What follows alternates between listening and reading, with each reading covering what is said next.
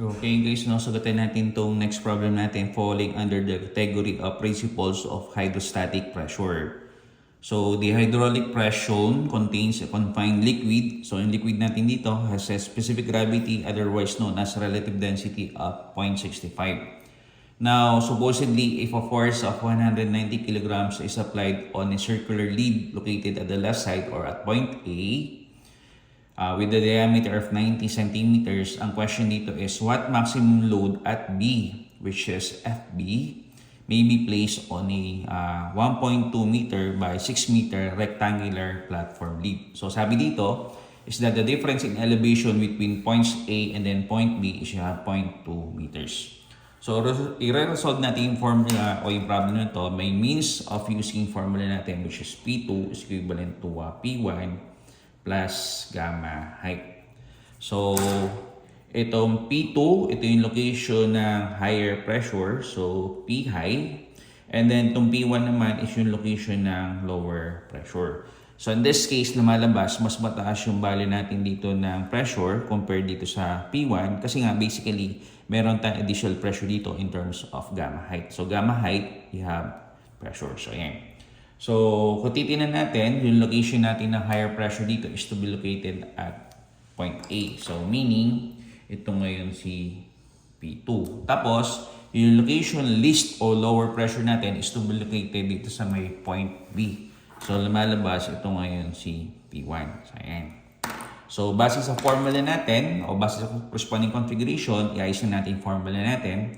So, since sa point A or at point 2, meron tayo dito pressure solid, i-breakdown natin yung formula ng P2 via the solid pressure formula. So, you have F2 all over area at 2 is equivalent to P1, ganun din. Meron tayong solid dito. So, sabihin, breakdown natin yung pressure formula. You have F1 all over area at 1 plus you have gamma height. Now, in this case, hindi naman given directly yung corresponding gamma ng liquid. Rather, ang given dito is yung relative density ng liquid, which is at 0.65. So, breakdown natin yung gamma height in terms of specific gravity ng liquid. And then, gamma ng water multiplied by yung corresponding height. Ayan. Now, ang tanong dito was, what maximum load at B? So, ang B natin dito is ito, which is 0.1. So, what maximum load at B? So, we are obviously referring dito sa value ng F1. So, kung rearrange natin yung formula natin dito, so you have here what? F1 is therefore equivalent to, ito hindi natin ginalaw. So, you have F2, area at 2, and then itong part ng portion na to, na initial is positive. But the response natin sa blank side eventually then becomes negative. So, SG ng liquid, then gamma ng water, tapos yung corresponding height, and then don't forget na meron tayong value dito ng area at 1. Now, tingnan natin ngayon yung corresponding formula ng A2 as well as ng A1. So, yung A2 natin, makikita natin dito, so in the form of a circle. So, basically, ang formula natin dito is yung pi all over 4 diameter ng circle o D2 square. Tapos yung area at 1 naman natin is ito. So in the form of a rectangular platform length. So you have length times width. So length multiplied by yung corresponding width. So ayan. So next step natin dito is simplify pa natin further yung formula natin. So in this case, you have what? You have F1 is equivalent to, so, pwede natin itaas si 4. So, you have 4 F2 all over 5 D2 square. Ayan. Minus yung specific gravity ng liquid. And then, yung gamma ng water. And then, yung corresponding height o yung difference between points A and then point B. Multiplied by yung length as well as yung corresponding width. So, length times yung width. Ayan. So, kung i-assess natin yung current equation natin, meron tayo dito unit weight ng water. So, ang unit weight ng water natin is available into 3 possible values. So, meron tayong 1,000, meron tayong 62.427, and then last one, you have 9.806. Now, of the three, alin ba dito yung gagamitin natin? So, tingnan natin yung problem statement. So, since meron tayo ditong given na load in terms of kilogram, ibig sabihin nun is among the three possible values natin dito, 1,062.427 sa 9.806, hindi natin gagamitin to kasi ito yung kilonewton. Hindi rin natin to gagamitin kasi ito yung pounds. Rather, ito yung gagamitin natin which is 1,000 kilogram force per cubic meter. So, lagay na natin. So, you have 4 multiplied by F2. So, F2 natin, so 0.2, you have 190. So, you have here 4 multiplied by 190 kilograms. 190 kilograms all over 5. And then, yung corresponding diameter ng circle natin, you have 90 centimeters.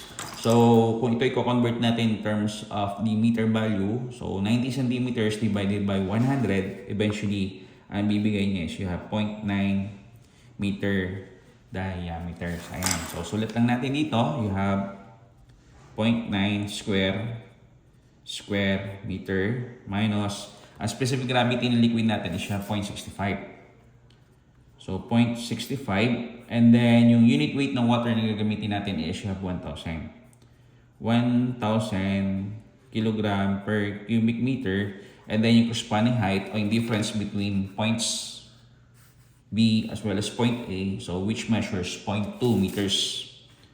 So, 0.2 meter.